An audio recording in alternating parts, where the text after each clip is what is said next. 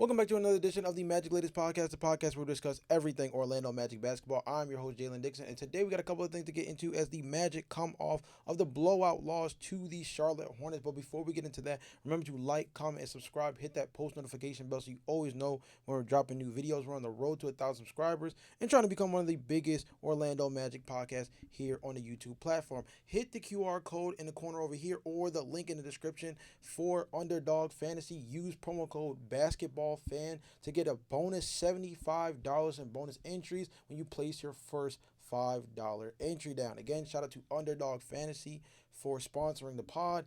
The other day, we struck out a little bit. Hopefully tonight, we'll do a lot better. Because, not going to hold you guys, Paulo sold us. But we're going to get into that in a second. Let's go ahead and get into the podcast. The Orlando Magic fall to the Charlotte Hornets 124-97.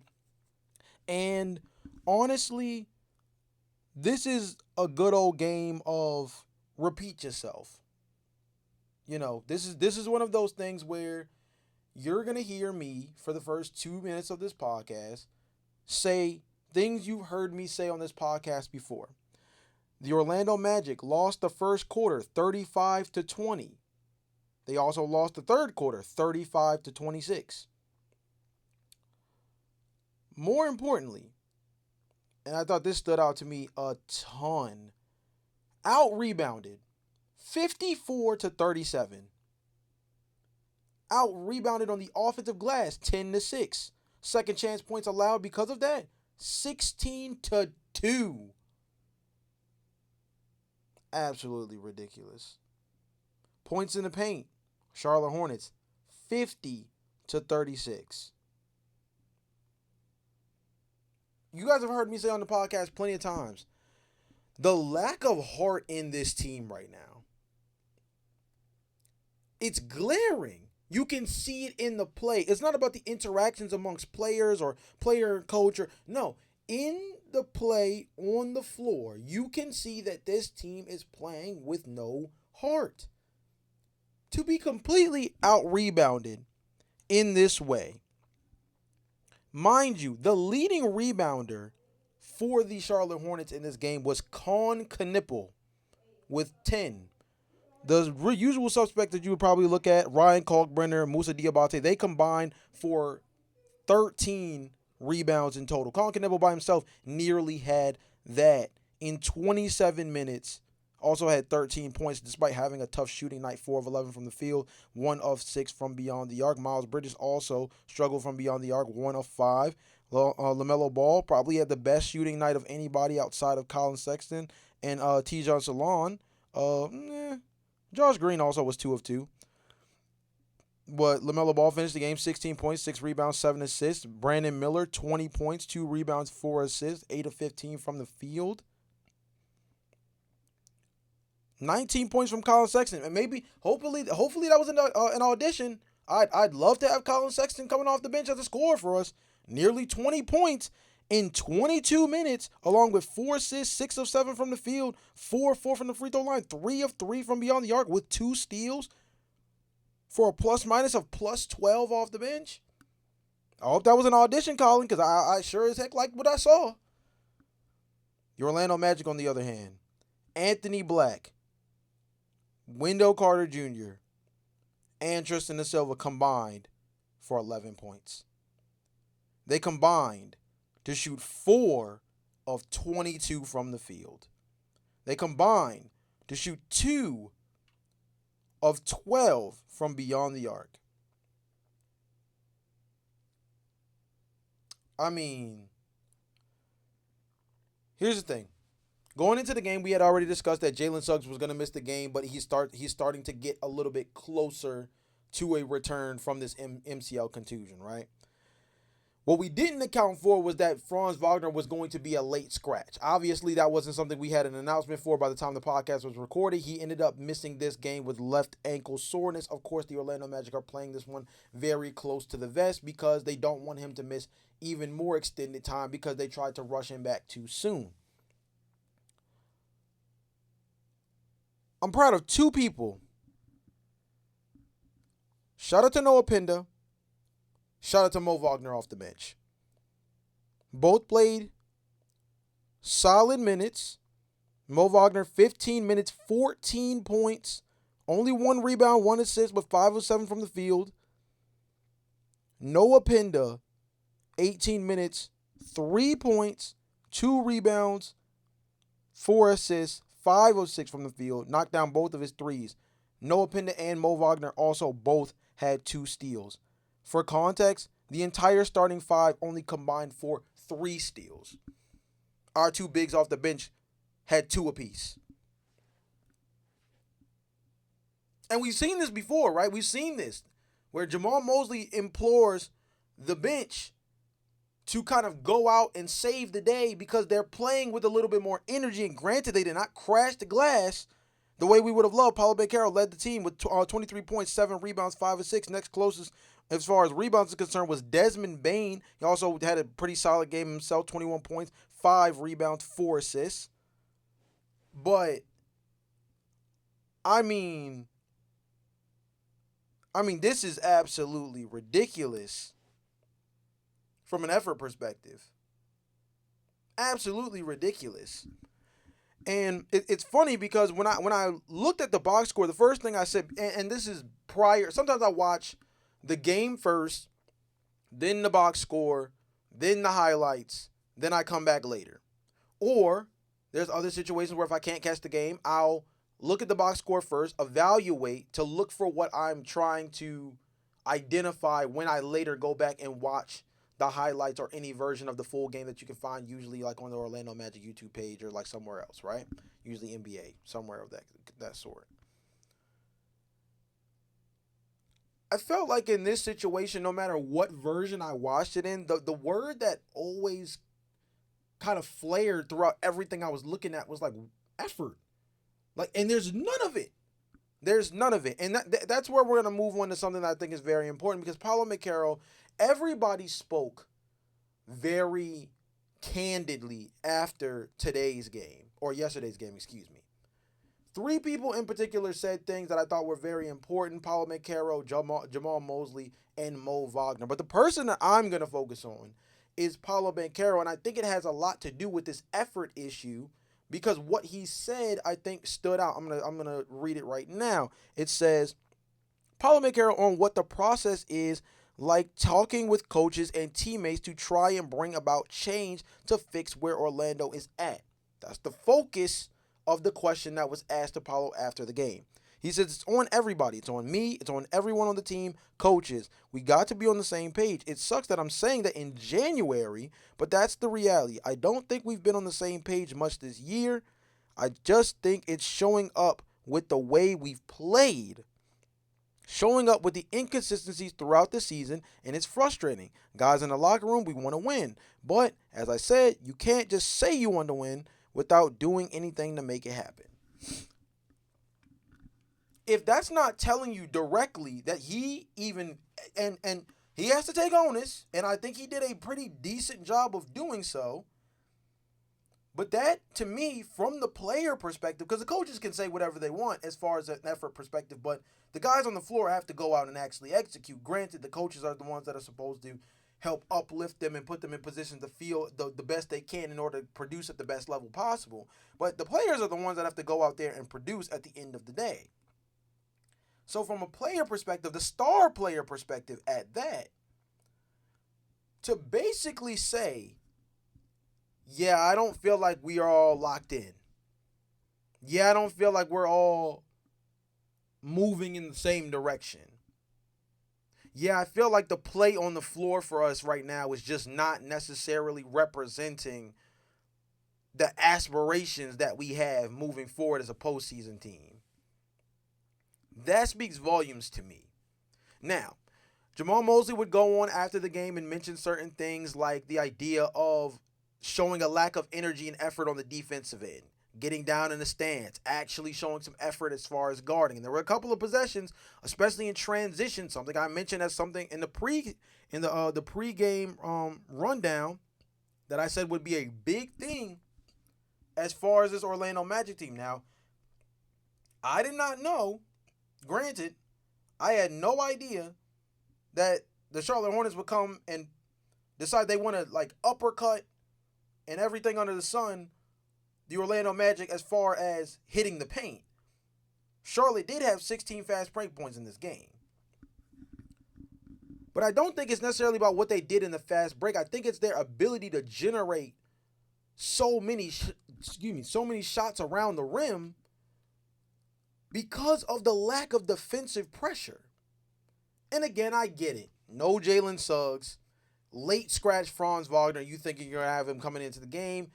Few hours beforehand, he comes up where he says his ankle's feeling extra sore. They decide to pull him out. Understandable. But from an effort perspective, this team is just not where they need to be. And quite frankly, this team is not designed to out-talent teams. Don't get me wrong. Franz Wagner, former top lottery pick. Paulo Banchero, number 1 overall pick. Jalen Suggs, when healthy, lottery pick as well. Anthony Black, lottery pick as well. Desmond May, not a lottery pick, but somebody that's produced as the second or third best player on a playoff team multiple years in the Western Conference at that. Wendell Carter Jr., former lottery pick. Like, this team is not designed to out-talent you, but if we want to go there, if you want to pull receipts, if you want to be the ones that point out where guys are ranked, where guys were pulled at, where guys were drafted, effort and motor should not be an issue. But if we point to where they're drafted at, is this a lot of guys that's getting a little too big for their britches? Is there a lot of guys that are getting that have gotten their money and now feel a little bit more comfortable than they should be? And maybe that doesn't apply to Anthony Black, but he's been playing absolutely out of his mind, and I think he just knows that he has a contract coming his way, and if it's not from Orlando, it's somebody this summer as a restricted free agent. Franz has missed time. Jalen has missed time. Paolo's missed time. I understand that. But this is not, this is pitiful. This is pitiful stuff from the Orlando Magic. I have to be honest with you. And it's one of those things where when I look at this team right now, I'm not sure who to blame because at the end of the day, the injury issue overshadows so many things because you can't necessarily evaluate this team on a true scale because they've been missing guys in and out of the lineup, key guys at that. From the very beginning of the season, from the very first game, Jalen Suggs wasn't in the rotation. From the very first game. Then Paolo misses time with the groin. Then Paolo comes back, but Franz is out with the ankle. Then Franz comes back, Paolo's back, but Jalen Suggs is still out. Now Jalen Suggs is out, but now Franz also had to be pulled from this game because of the soreness creeping back in his ankle. Like, the inconsistencies as far as the injuries kind of coincide with the inconsistencies as far as what's been taking place on the floor, and therefore there's no way to truly evaluate the Magic without, like, definitively blurring the lines between what this team is fully healthy versus what they are as the injured commodities that they are right now. And that's the most frustrating part as a fan, the most frustrating part as a person who covers this team is, what am I looking at? Like, that's the question you're stuck asking yourself is, what am I looking at? Because you have to try to deduce what is real and what is fake based off of the circumstances of the team. And the only thing that I know for sure is that the vibes are bad. And I don't know if that's because of the players. I don't know if that's because of the coaching staff. I don't know if that's because just losing is where things are and winning cures all. So if this team is able to rattle off 3-4 straight games, all of a sudden, all is kumbaya. But with the way things are right now, this team's vibes are very, very bad. And in an Eastern Conference that feels, very attainable. Milwaukee spiraling. New York Knicks spiraling. Boston Celtics playing above their weight. Detroit Pistons, number 1 seed in the Eastern Conference right now. Chicago Bulls kind of rearing together now as of these last few games, but a team that might end up making a few trades at the trade deadline that could take all of that away. Right? Like the Philadelphia 76ers actually quietly punching above their weight for a team that's playing Joel Embiid and Paul George on minutes restrictions or not allowing them to play on back-to-backs. Like this Eastern Conference is as wide open as it has been in years, and the Orlando Magic vibes are off at the worst time. And it's costing them winnable games. This was a game off of 5 days rest. This was a game 5 days rest against the Charlotte Hornets. No disrespect, but I'm just saying. 5 days rest against the Charlotte Hornets at home. And you get whooped on your own floor. I mean, absolutely pitiful stuff. Fast breaks, buzzer beaters, and block parties are back, and Underdog is the best place to get in on all the action. Playing Underdog is easy. Just pick whether your favorite players will go higher or lower on stats like points, rebounds, steals, and more. Get your picks right, and you can win up to 5,000 times your cash. Today, my friends, we are going to lock in on 2 games, the Boston Celtics versus the Brooklyn Nets, and the Sacramento Kings versus the Cleveland Cavaliers. For the Boston Celtics, I'm going higher on 42.5 points, rebounds, assists for Jalon Brown. A lot of people are anointing him as the league MVP right now. I don't know if he's necessarily above Shai Gilgeous-Alexander, but he's at least in that conversation between the storyline of what he has the Boston Celtics doing right now, paired with the fact that he has improved as a mid-range shooter and across the board has become an overall better player on both sides of the floor as the number 1 option for this Boston Celtics team this season. I'm going to go higher against the Brooklyn Nets that I don't think have a single player defensively that's going to keep Jalon Brown under wraps. And for the Kings versus Cavaliers, we got to go with Brody. I'm hoping that Russell Westbrook ends up on this team this season or next season, not going to lie, because this guy wouldn't take a no-effort team. That much I know. Your little quiet veterans like Tyus Jones and Jonathan Isaac, they're not going to light a fire underneath this team like Russell Westbrook will. Russell Westbrook, I'm taking the higher on 27.5 points, rebounds, assists. Yes, we doubling up on the points, rebounds, assists. Again, Jalon Brown, 42.5 points, rebounds, assists. Russell Westbrook, 27.5 points, rebounds, and assists. And Brody has been absolutely hooping as of late. So just take that into account. He has arguably been the Sacramento Kings' best player over the last 2 to 3 weeks now. Download the app today and use promo code BASKETBALLFAN to score $75 in bonus entries when you place your first $5. That's promo code BASKETBALLFAN. Underdog, make picks, win money. Must be 18 plus. 19 plus in Alabama, Nebraska. 19 plus in Colorado for some games. 21 plus in Arizona, Massachusetts, and Virginia. And present in a state where Underdog Fantasy operates. Terms apply. See assets.underdogfantasy.com/play and get terms DFSTML for details. Offer not valid in Maryland, Michigan, New Jersey, New York, Ohio, and Pennsylvania. Concerned with your play? Call 1-800-GAMBLER or visit www.ncpgambling.org. In New York, call the 24/7 helpline at 1-878 or text PMI 467-369. And now we are going to get into the Magic latest mailbag. Now, shout out to everybody that has been in the comment section over the last 2 episodes. This is something that I'd like to do just about every Friday or every other Friday. You guys let me know what you guys' thoughts are. Again, this is not just my show. This is not my podcast. This is you guys' show as well. I want to talk about the things that you guys care about. I want to focus on the topics that you guys care about as Orlando Magic fans. So this is something that we can shop on a daily basis, week-to-week basis, as far as doing a full-blown mailbag. Yes, I do have episodes here and there that I dedicate to just answering to the comment section. There's other situations where I specifically want you guys to answer particular questions and things of that nature, and that's what we've been building over the last 2 episodes. So I'm interested to hear what you guys have said over these last 2 episodes in the comment section. Let's go ahead and get right into it. We're going to start with the episode from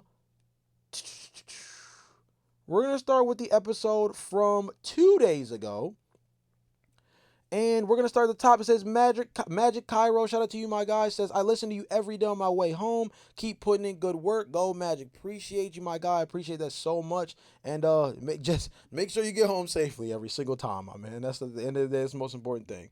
Berto the Magician says, I love the idea of getting Nick Claxton. The only thing is being able to sell a package consisting of J.I., Jet, and Tyus. I think the biggest thing for the Brooklyn Nets in that situation is if they consider themselves as a team that because they won't have a draft pick next season, maybe they keep Michael Porter Jr., they move off of Nicholas Claxton, they invest in the fact that they do have a little bit of decent center depth on that roster with Day'Ron Sharpe, and they take J.I., who can be a defensive anchor for them behind Day'Ron, but you're essentially empowering Day'Ron to be the starter. Jet is someone you can either arguably in power as a budget payoff guy at the small forward position who can play behind Michael Porter Jr., or he can be somebody that's an expiring contract that comes off the books, and Tyus Jones likely a very similar thing. Or if you really want to play that game, he can play quote-unquote mentorship. He can play a little bit of a mentorship role to the 3 point guards that the Brooklyn Nets drafted in this last draft class.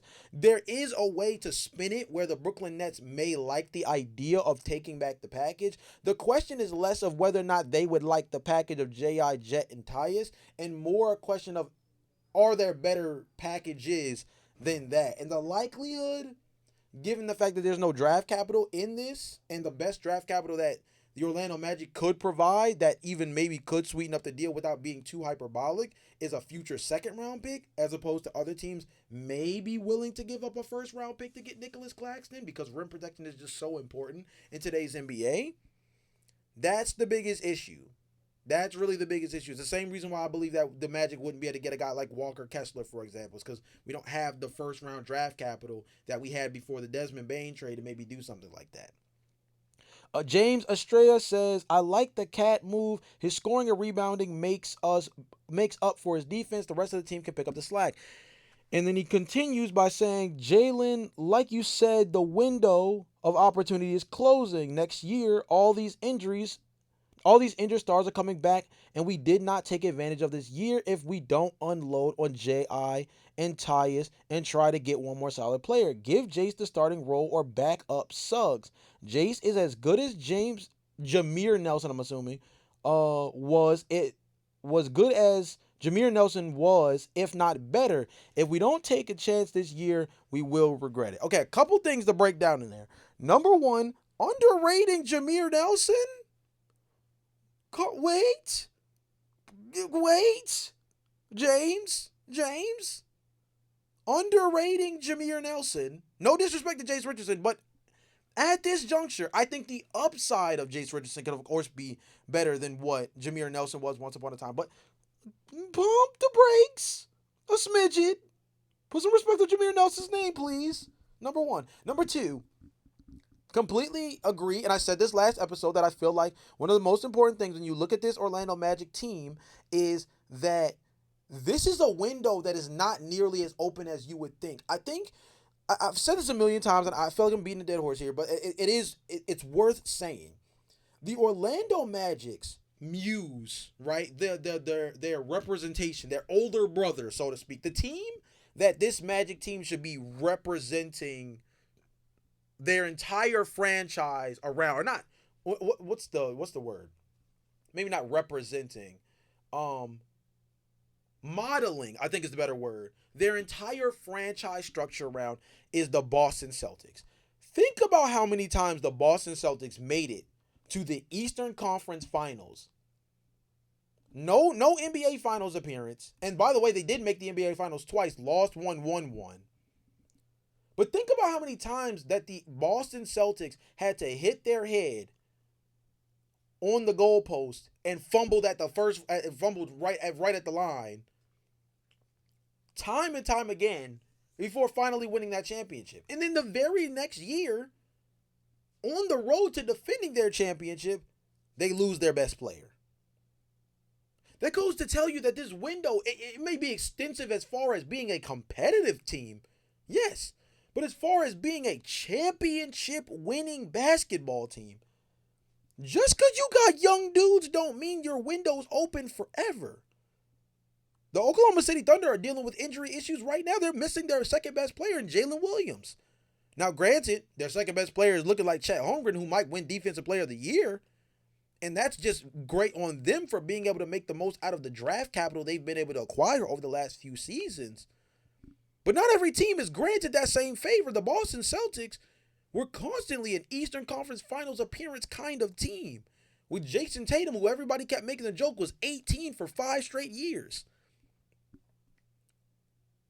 That didn't change the trajectory, that despite the fact that they were a team that was always in the mix, they fell short so many more times than they came up big. And this Orlando Magic team is very similar, I think, from a structural standpoint. As far as the roster is concerned, very, very similar. I've said this before. Jalen Suggs is the Drew Holiday for when that team won a championship. Desmond Bain is Derek White, right? Franz Wagner is Jaylen Brown. Paulo Banchero is Jason Tatum. Wendell Carter Jr. is Al Horford. From that championship team, that is the model for the Orlando Magic. But that also that's a good model for all the right reasons and for all the wrong reasons as well. That model from a negative perspective also tells you gotta realize that just because you're youthful doesn't mean this window's open forever. That Celtics team doesn't win a championship without trading for Jrue Holiday. That Celtics team doesn't win a championship despite the fact that he didn't contribute as much on the road to the championship. That team doesn't win a championship without Kristaps Porzingis. That team doesn't win a championship without bringing back Al Horford, who had a little cup of coffee with the 76ers. This team doesn't win that without getting a proven guy in the draft in Peyton Pritchard who was able to contribute day one. Like, there was so many things that had to go right, even for a team that with this large window constantly kept coming up short. This team had Kyrie Irving, Gordon Hayward, Marcus Smart started point guard, Isaiah Thomas. Shout out to him. Once upon a time, finished top 5 in MVP. It wasn't until this team made a big enough swing on a guy that was a culture setter for them. By the way, keep that in mind. The Boston Celtics did not win a championship until after they traded. Like, if you think about it, maybe it's different. Same way as a lot of people would say would the Toronto Raptors still maybe won a championship that year that they brought in Kawhi, that because it was the same season that LeBron James goes to the West, ends up with the Lakers, right? If DeMar DeRozan, Kyle Lowry, and that team goes to the Eastern Conference, could they still have gotten to the NBA Finals or even won a championship in that time frame? To each his own. But that Boston Celtics team had to move off of a culture setter, a guy who had been there from the very beginning of the rebuild, post Paul Pierce, post KG, right? In order to make a move that put them over the top.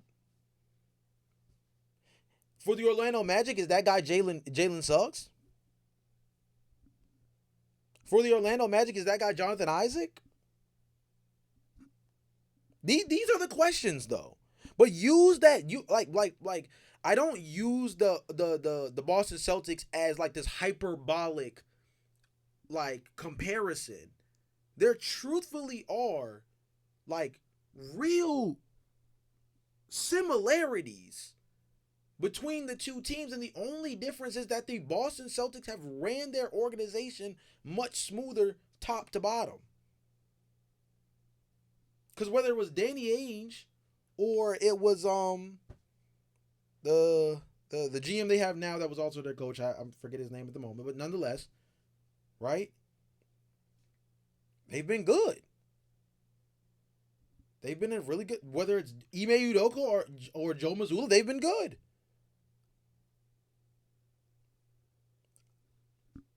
These are the things that have to be discussed, man. I'm not gonna lie to you. Shout out to James though, because I don't disagree with you, bro. This is gonna be a year that if they wasted, they're gonna be kicking themselves. And again, James, respect Jameer Nelson, please, sir. Thank you. Rafael Camacho says voting for Franz Wagner, our Magic All-Star player this year. I mean, I hate to say it, but he's probably been the most productive as far as like when he's been on the floor of everybody, the most effective when he's been on the floor. My vote would probably be, even though statistically it wouldn't say so, is probably Anthony Black, if I have to be honest with you, for what he's been able to do as a multi-positional player this year. I know the stats wouldn't say he's an all-star, but he sure as heck is the MVP for the Magic through the first half of the season, because he's been a model of consistency as far as being able to be on the floor.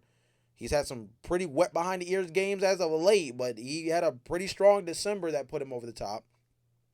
And, I mean, probably our best two-way player so far this season? Question mark. A1 Don True says, let's trade Jonathan not playing much Isaac for Jonathan Kuminga. I'm going to be honest with y'all. Between me and you, right? Between me and you. I know in a who says no, it's Golden State and it ain't close. But in a Jonathan for Jonathan swap, I'm not mad at getting Kuminga back. And our fault that Golden State decided to draft Kuminga over Franz. You gotta blame Draymond. But y'all gotta be tapped in to know what that's about. LG Stilo says Magic get Giannis, Bucks get Suggs, Howard, Isaac, and picks. If we have to trade Suggs, it has to be for Giannis. We keep Wendell for depth and can stretch the floor. Also adds flexibility. Also adds flexibility to the lineup when guys are hurt, which they usually are. Goga might have to be traded. Lineup would be Giannis starting center. Interesting. Giannis starts at the 5. Paulo, power forward. Franz Wagner at the small forward. Bane at the 2. Black at the 1. Bane and Black would interchange as backup shooting guard and point guard along with Richardson. Paulo Banchero could play the 3. Anthony Black could play the 3. Tristan da Silva could play the 3. At the 4, Paulo Banchero could obviously slide down to the 5 and Giannis play the 4 because Paulo Banchero has more likelihood to be able to shoot. Wendell Carter Jr., of course, could play the 4 in certain situations as well. And you have Noah Pinda and or Goga Bitadze off the bench. You guys grade the trade. I'm going to be honest. I think that this is one of those where if we had, because you say however many it takes, but we only have one first round pick we can actively trade right now because of the Stepien rule. So we can't even compile more than one real first round pick right now down the line until like the summertime hits, and then we kind of can have stuff pushed out a little bit more. So we really only have one first round pick, and it would have to be like multiple seconds at that. Suggs, Howard, Isaac picks. There's like a world where I think that they can do better than that. I also think that's a lot of money coming back that's not coming off anytime soon. Yes, there's a defensive identity clearly built out of that by taking back Suggs and Isaac. Does Isaac play more for the Bucks than he plays for the Orlando Magic? I'd have beef if I'm Bucks fans. That and they do the exact, and he does the exact same thing he does with us, which is not play. I'd be pissed if I traded Giannis and he was part of the throw-in for a trade, and the quote-unquote best part of the trade is Jalen Suggs, and the dang sweeteners don't play because Howard gets left to walk and Jonathan Isaac barely plays, and the first-round pick doesn't convey for 3 to 4 more years, and the second-round picks are second-round picks. I'd be pissed as a Bucks fan if I basically traded Giannis Antetokounmpo for Jalen Suggs. No disrespect to Jalen Suggs, but like let's be real here. So, me personally, in a who says no, the Bucks hang up the phone quick on you. For Magic fans, book these fellas a private jet. Because if they can pull this off, it'd be a vibe. WLA says, I think we should definitely start listening to offers for P5. Okay, this was about one of my bigger questions that I asked in a most recent episode, which was about whether or not you guys believe the Orlando Magic should at least consider the idea of moving off of Paolo Banchero. He says his upcoming price tag for production and non-leadership as a franchise player is definitely not warranted. Suggs J.I. territory. Leadership issues, definitely a question mark. Production has its ebbs and flows. Paolo at least plays. Not Suggs J.I. territory. We're not going to double eight. You're too tapped in with the podcast to be just throwing that out all willy-nilly. Paolo at least plays. Let's keep that in mind. This team is definitely not built for this type of talent, and in my opinion, we would be better off finding a better option for power forward center with either getting a Mobley type of power forward or sliding WCJ to the floor and replacing him with an above-the-rim big with floor spacing ability like Alex Sarr. Okay, a few things. Number one,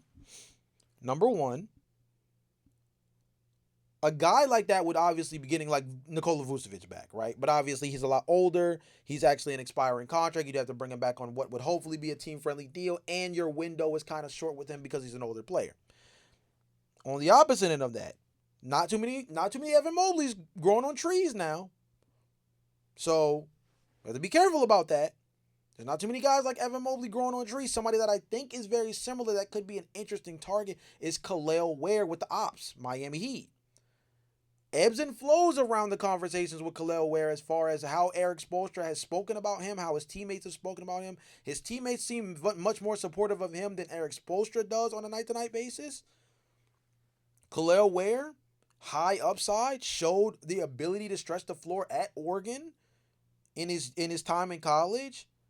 Is a very raw talent, but could be an interesting player. I really, really wish that Derek Lively were an available option. Obviously, the Dallas Mavericks are more likely to get rid of PJ Washington and Daniel Gafford before they move off of Derek Lively II. But if Derek Lively were available, I'd love him for the Orlando Magic. Actually, he was a player that I thought would have been a really interesting player for the Magic to target in that draft class.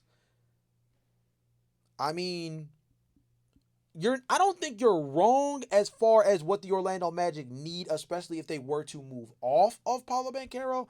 The issue is, number one, you're not gonna win a trade in which you move Paolo Banchero. If you move Paolo for Karl Anthony Towns, you're not gonna win that trade. You could move Paolo Banchero in a Giannis Antetokounmpo trade. Sure, I guess in that situation you would say you could win. Giannis also is only signed for the next 2 seasons. And Giannis is a very moody individual and does not have the same kind of stack that he does with the Orlando Magic as he does with the Milwaukee Bucks. So if he were to become a free agent, like an unrestricted free agent, which he will be, who's to say that he picks to stay with the Orlando Magic? And in that sense, you trade Paolo Banchero, who is, let's say, 2/3 the talent that Giannis Antetokounmpo is, but signed for the next 5 years once his contract kicks in next season, versus Giannis, who is like clearly a better player than Paolo, but you only get him for 2. If you make the most out of those 2 years and you win a championship, the way Toronto maximized a 1-year window with Kawhi Leonard, all is forgiven.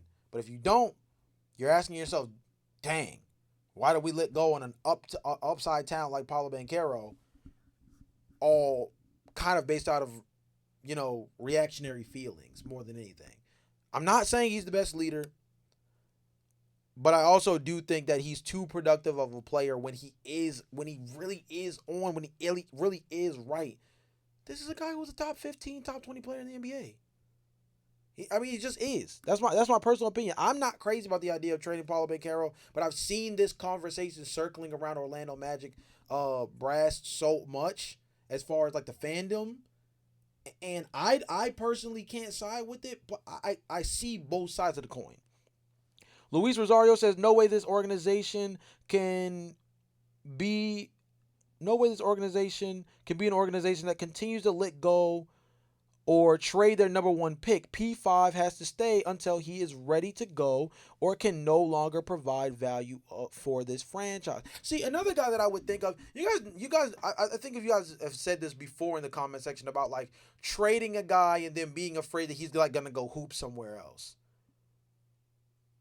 Like, do you guys remember, like look at the guys, right, who the Orlando Magic have moved off of, and they've like played low key, if not a lot better than when they were with the Magic. Like, Aaron Gordon is so much better of a player with age, mind you, than he was when he was drafted out of Arizona. Victor Oladipo was so much better in other stops than the Orlando Magic. Had a great run with the Orlando Magic, no disrespect. But his time with the Indiana Pacers was when he really arrived as this player that everybody says could have been a potential what if. A guy that helped push the Indiana Pacers, where he was the best player,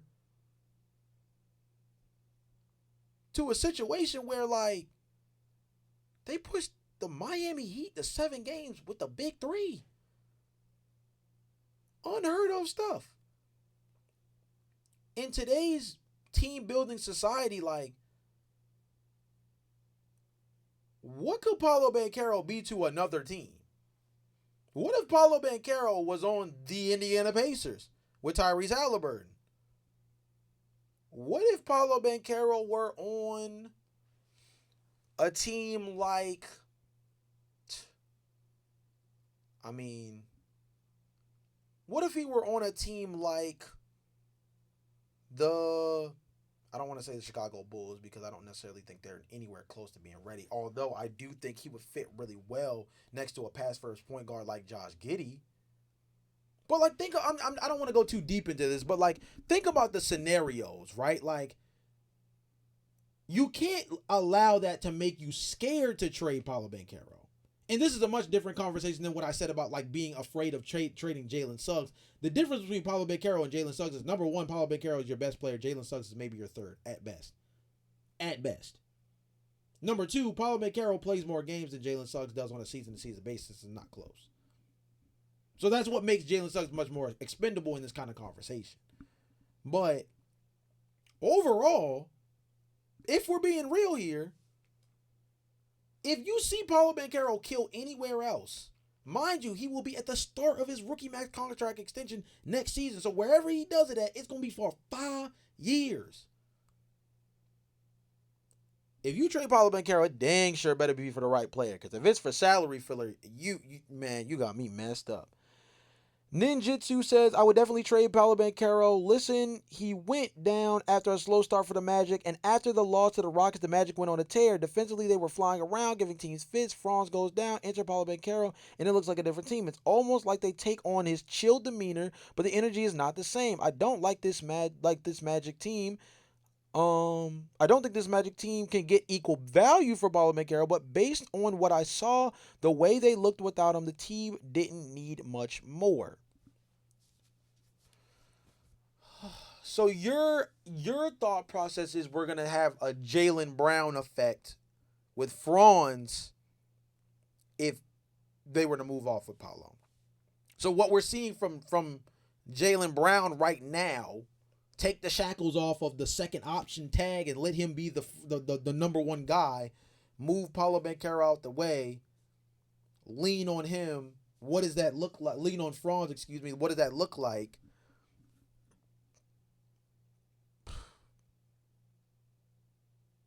But do they win a championship without Jason Tatum? Like, maybe you look better. Maybe you look better. But like, are you a championship caliber team without Paolo Banchero? I think that's where the discrepancy comes, right? That's a question for the comment section. Genuinely, do you think that you're a championship caliber team if you move Paolo Banchero? If you move Paolo Banchero for Karl-Anthony Towns, are you a championship caliber team? If you move Paolo Banchero for Ja Morant, are you a championship caliber team? If you move Paolo Banchero for Jaren Jackson Jr., are you a championship caliber team? I'm not saying you're not. I'm just interested to see whether or not you believe that the answer is yes. Because those are interesting names. Those are all guys that I've heard of that are potentially on the trade block that could be guys that if you move Paolo Banchero, I wouldn't be mad at the idea of getting in return. I don't necessarily know if it makes you worse than with Paolo Banchero. But does it make you better enough to still be considered a championship caliber team? Because I think when this team is healthy and they're firing all cylinders, they're a championship caliber team. Now, your statement about the demeanor aspect, this is the truth. No one's going to say it, but everybody understands it. This entire team is built off chill vibes. Outside of Jalen Suggs, name the mouthpiece of the team. The guy who like is gonna speak his mind, the guy who's gonna really put his foot down and really get guys in gear. Is it Desmond Bane? The guy who just got here and isn't even shooting the three ball the way he was expected to when he got here, which was the main thing that Orlando Magic fans were hoping that he would translate from Memphis to Orlando? Is it Mo Wagner, who literally just got back from an ACL injury that had missed most of the year and most of last year and most of this year? Jonathan Isaac, we barely see him. Tyus Jones, veteran point guard, been in the league multiple, for double-digit seasons. Just got here, is on a $7 million contract, is expiring, and is not playing good basketball. Anthony Black's playing for a contract. Is it Tristan da Silva?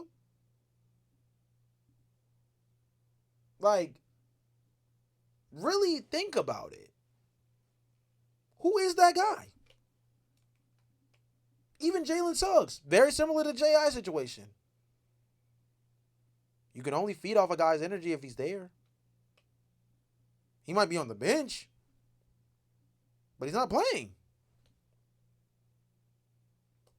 I mean, that's the truth. That's the reason why I've said this a few times now. I've never said that I wanted Russell Westbrook because of his play, although I felt like his production on the court could be an upside for this team at the backup point guard spot because of what he brings to the table as an offensive and defensive rebounder at the guard spot, as well as being a solid passer. And, of course, what he's able to do as a downhill driver, of course. But it's an effort thing. It's an effort and energy thing.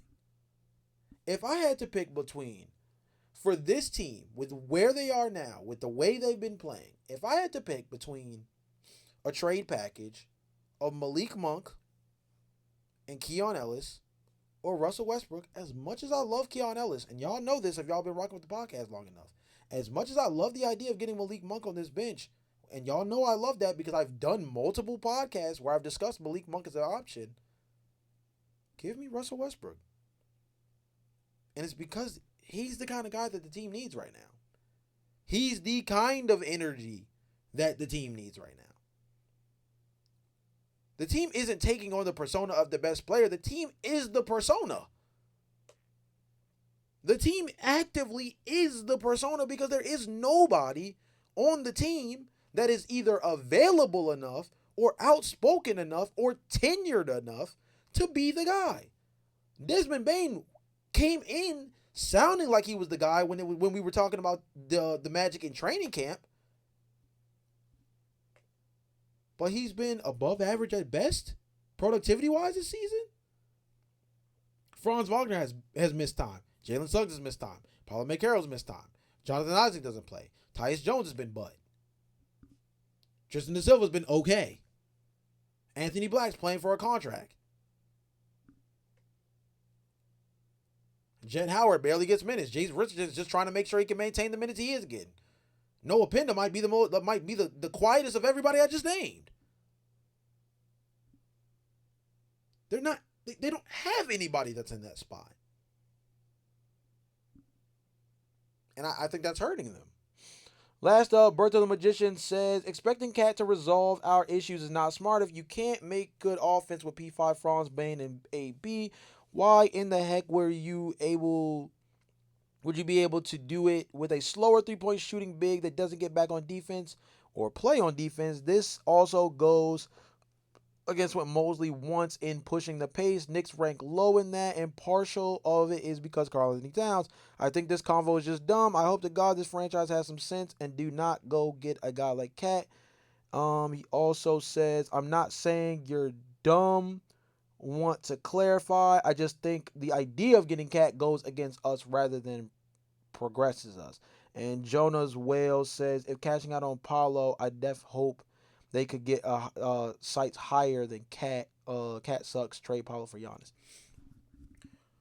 Two things. Obviously, number one, the Karl-Anthony Towns trade idea was based off of a report. So I mean, hey, I completely understand it. Look, me personally, I've said that I'm on the fence about it because I do think having a floor spacing big next to Paulo Banchero would change things significantly. You know what also would be great having next to Paulo Banchero? A legitimate rim protecting center that can average, 1.5 to 2 blocks per game. Because that's what this team needs. You know who could have been that guy? Jonathan Isaac. Call me a hater. Call me a hater if you want to. I'm just saying. I'm just pointing out what everybody else knows. I'm just pointing out what everybody else already knows. What I love I would love Daniel Gafford on this team right now. I would. Truthfully. Walker Kessler is a dream pick for me. I've loved him since his time in North Carolina. Of course, he had more success at Auburn. We don't talk about that. As a Tar Heels fan, of course. But, like, I agree that you don't trade Paolo if the trade deal is CAD. We ain't doing that. My trade package was Jalen Suggs, Jonathan Isaac, and either of Jet Howard or Tyus Jones to make the money work. That was my trade idea. If Paolo in the trade idea, terrible. So, I mean, that's really where I'm at. I'm not the craziest about a Karl-Anthony Towns trade because I think we need rim protection and point of attack defense and energy guys. If it's not one of those three archetypes, I don't think the Orlando Magic need that right now. And Karl-Anthony Towns is not one of those guys right now, despite the fact that his floor spacing would be helpful. But for Paolo? Absolutely not. Absolutely not. Some of these other quicker comments on the last episode says, I am all over that. Says Russell Westbrook will be in Orlando Magic next season. Coach Mosley will be replaced by Prunty. We'll see about the Prunty thing, but I really hope you're right about the Russell Westbrook thing. Carlos Perez says hi to all Magic fans. How many 6'10 centers plus the NBA have? In other words, not play small ball. If I can coach at least one game with the Magic. Paulo Beccaro center, Franz Wagner power forward, Anthony Black small forward, Desmond Bain shooting guard, Jalen Suggs point guard. I go with those players from the bench. Richardson, Pinda, Mo, Carter, Goga. I go with those players without trades. Imagine trade Isaac, Howard, and Jones. My assistant coaches would be JJ Barea, Van Gundy, which one? Steve or Jeff, and then Shaq. I'm assuming you mean Steve? Because Steve has coached here before? I'm assuming. Carlos Perez, I know that you watched the show. I know that you watched the show because of your starting five. I've said that I love that lineup 1,000,001 times. Suggs at the 1, Bain at the 2, Black at the 3, Wagner at the 4, Bancaro at the 5. I've mentioned that as one of the lineups I want to see more of millions of times on the podcast. They've just been too hurt. Is one of the number one reasons why I think they haven't been able to do it. They've just been too injured to be able to deploy it. But you've clearly been watching the podcast because Carlos Diaz says if you won't make your teammates better and win games, those Paulo numbers don't mean much. I try to convince myself to keep believing it's because of the injuries, but with all that talent that we have, it's frustrating. Carlos Perez responded by saying NBA never reveals the inside feelings of any players. In my humble opinion, Bancaro play to be the main star, but the truth, Orlando has a lot of talent now to fight for. I'm going to shoot to score before the season ends. We are going to enjoy a game where 7 players are going to score 20 points. Interesting. 20. Wait, what? 7 players? Like in the same game? Like 140? That'd be nuts. I Bless says Bancaro is the only player why Orlando is once again relevant after over a decade. Without Bancaro, they're going nowhere. Talk about regular season metrics. All you want, I know what I see when I watch. He takes pressure off everyone. No one takes pressure off of him. Orlando isn't such more talented than any other team as much as y'all think. Edgecombe as a rookie doing better or similar to Black, averaging around 25 for about a month to start the season, plus defensive stops in the big moments. A rookie facing pressure, and y'all talk about Black, who benefits from not being respected, gets left open, faces little pressure as if he's the next big thing, or as if he's been doing it for years. He's decent, but y'all jumpy and emotional. Khan is having a better season than Cooper. Why would you say he's giving Cooper a run for Rookie of the Year when Cooper is the one forcing stats to keep up with Khan, who plays like a pro? Edgecombe also already is contributing to a team that has been a contender from being sorry last season, while Cooper has been greenlit to explore and experiment. Khan and Cooper play like pros. Cooper, you can see, isn't on the level as much as the media wants the narrative. Okay, few things to dissect into all of that. Number one, and shout out to iBless because this was a lot, but I don't think anybody's overblowing Anthony Black. I think it's, again, something we talk about on the podcast a lot, which is measuring contract status, contract weight, and productivity. Jalen Suggs plays 50 or less games a year, and he's being paid $35+ million. And he's always hurt. Anthony Black is having a coming out party this season, and he's due for a contract this upcoming summer. One can walk in restricted free agency if the right team is able to outbid the Orlando Magic. The other is being owed $35 million to miss nearly half the season and could be a potential trade chip because he does have multiple years still left on his contract. That's why we talk about Anthony Black as a potential replacement for Jalen Suggs. Not about the Orlando Magic, but the breakdown about Kahn versus Cooper. Number one, Cooper, up until literally this past week, was the leader in the NBA Kia MVP ladder for, Rookie of the Year ladder prior to this week. So the reason why I said that Kahn's giving him a run for his money is because despite what we may think about Kahn as a player, and I like Kahn's upside overall, but despite what we may think as a player, Cooper had the momentum of being considered the leader for Rookie of the Year until literally last week, or literally at the beginning of this week. Kahn has been very productive. Kahn's also being asked to explore the studio space on a very bad team as well.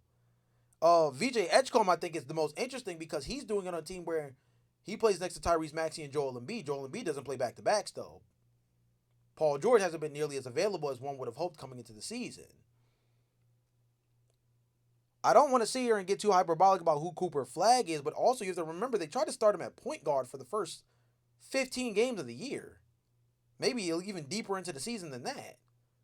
A position he naturally does not play by any means, has never played any version of throughout his time frame, even dating back to high school. So I would say as far as Cooper is concerned, there's a world where he has an overall more productive resume from the beginning of the season if he were able to just play his natural position from the very beginning. It's not his fault that his team is incompetent to the point that they had to deploy him at point guard because D'Angelo Russell wasn't the pickup they thought he was going to be, and Kyrie Irving is injured.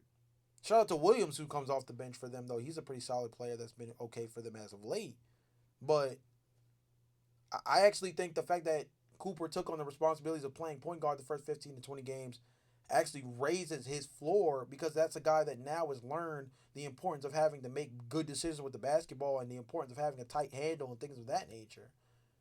And that doesn't even go to show the fact that also Cooper, even if it's not by a significant margin, it has been a better defensive player than Colin Kneppel this year too. So that's neither here nor there. Great analysis across the board, but I don't think anybody's too hyperbolic about, or at least over on this podcast, I don't think anybody's too hyperbolic about Cooper Flagg or Anthony Black. It's all about perspective.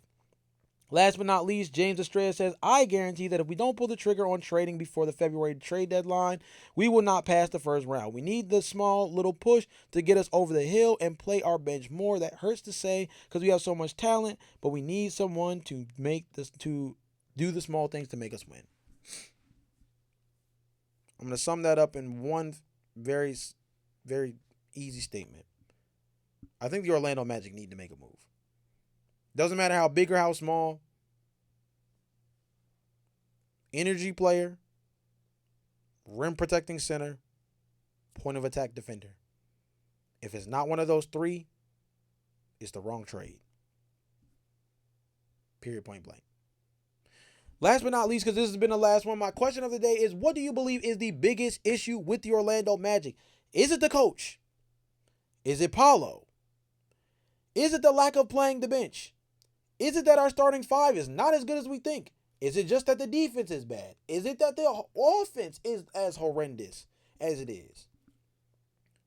What do you think is the biggest reason, the most impactful reason for why the Orlando Magic have struggled so much this year? That's not injuries, because that's a bailout. That's a bailout, comment section. Don't bail the injuries. Give me a good reason. This has been a longer episode than anticipated, but there was a lot to unpack here. So I hope you guys enjoyed this one. I hope you guys stuck all the way until the end. If you did, thank you so much. If you did, comment down below Prunty for president. That's how I know you got all the way to the end.